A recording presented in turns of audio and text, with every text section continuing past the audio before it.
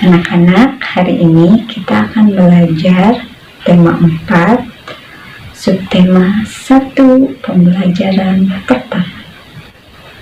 Jenis-jenis pekerjaan. Perhatikan gambar berikut. Berada di manakah Ibu? Ya, perkebunan teh. Nah, coba apa manfaat dari teh ya? Ya, teh bermanfaat sebagai bahan minuman. Selain itu, teh juga berfungsi untuk menjaga lingkungan. Karena teh yang ditanam sejajar dan rapih dengan jarak 1 meter dapat menahan derasnya aliran air sehingga tanah tidak terkikis, terbawa air atau erosi. Pekerjaan apa saja yang terlibat sehingga teh dapat sampai kepada konsumen? Coba perhatikan peta pikiran berikut. Teh ditanam di perkebunan teh. Teh dipetik oleh para pekerja di perkebunan teh. Kemudian teh digiling dan diolah. Teh dikemas dan didistribusikan ke toko-toko hingga dapat dibeli dan dikonsumsi oleh konsumen. Dari penjelasan tersebut, pekerjaan apa saja yang terlibat pada produksi teh? Ya, ada penanam teh atau petani teh ya. Kemudian pemetik teh, penggiling teh, pengemas teh, dan penjual teh, hingga dapat dikonsumsi oleh konsumen.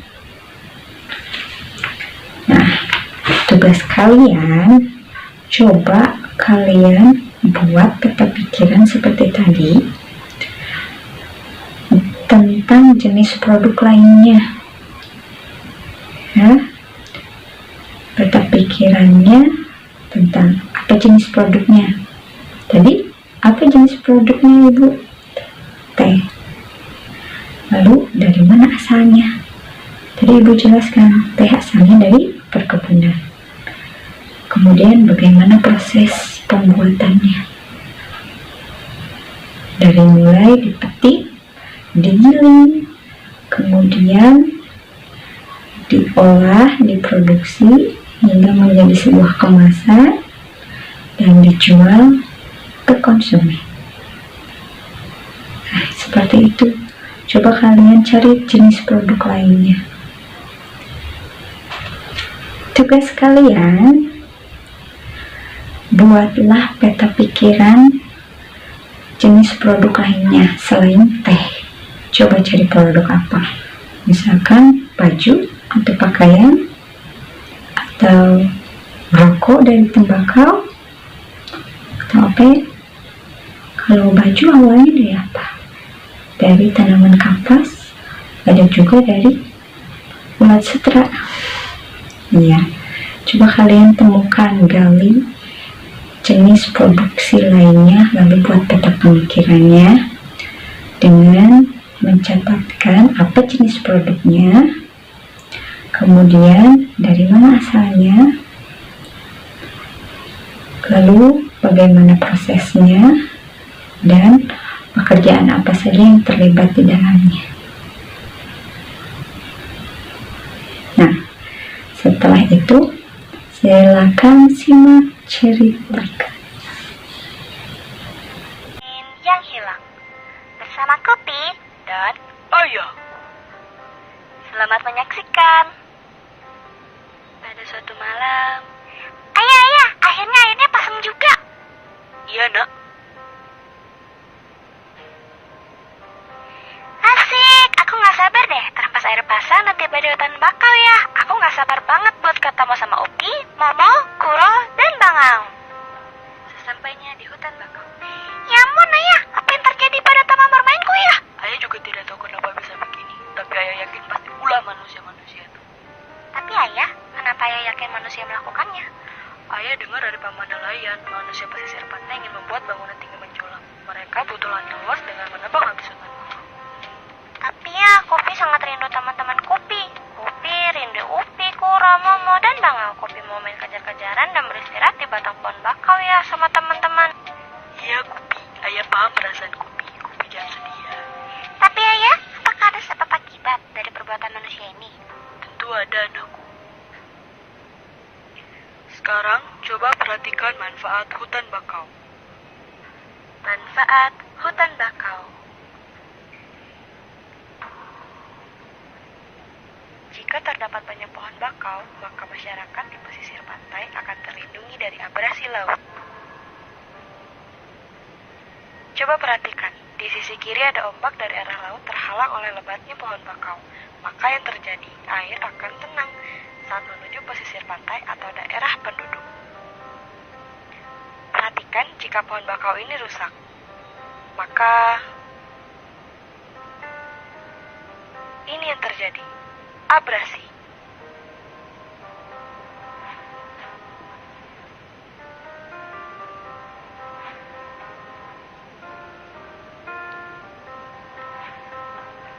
Sebenarnya, dengan menebang hutan bakau, manusia akan menerima akibat lainnya seperti air yang berada di sekitar pantai akan menjadi asin. Manusia kan tidak bisa minum air asin. Dengan rusaknya hutan bakau juga, wisatawan yang berkunjung ke pantai semakin berkurang. Nelayan yang biasa menjual hasil tangkapan mereka pun tinggal sedikit. Tenang saja. Manusia memang pantas mendapatkannya. Semoga suatu saat nanti ada lagi taman bermainku. Semoga aku akan bertemu sahabat-sahabatku lagi. Semoga saja kelak manusia bisa lebih bijak lagi.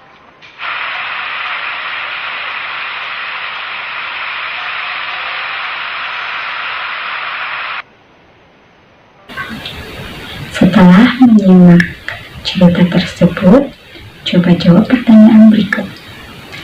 Apa judul cerita? Ya, taman bermain yang hilang. Lalu, siapa saja tokoh dalam cerita?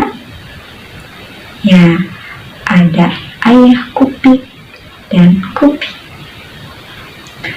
Bagaimana sifat tokoh dalam cerita? Sifat ayah Kupi sangatlah bijaksana, dan sifat Kupi adalah seorang yang periang dan banyak temannya. Lalu, di mana tempat kejadian pada cerita? Cerita tersebut diceritakan di dua tempat, yaitu di pesisir pantai dan di hutan bakau. Nah, bagaimana awal cerita? Awalnya, Kupik dan ayahnya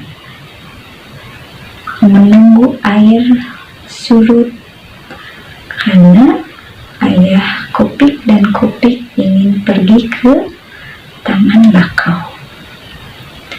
Lalu, di akhir ceritanya, karena ayah Kupik dan Kupik tidak berhasil menemukan teman-teman di taman bakau yang diakibatkan hutan bakau tersebut rusak, maka Kupik menjadi sangat kecewa dan Kupik belajar banyak hal tentang manfaat tanaman bakau. Hingga akhirnya Kupik memaafkan dan kembali lagi ke tepi pantai.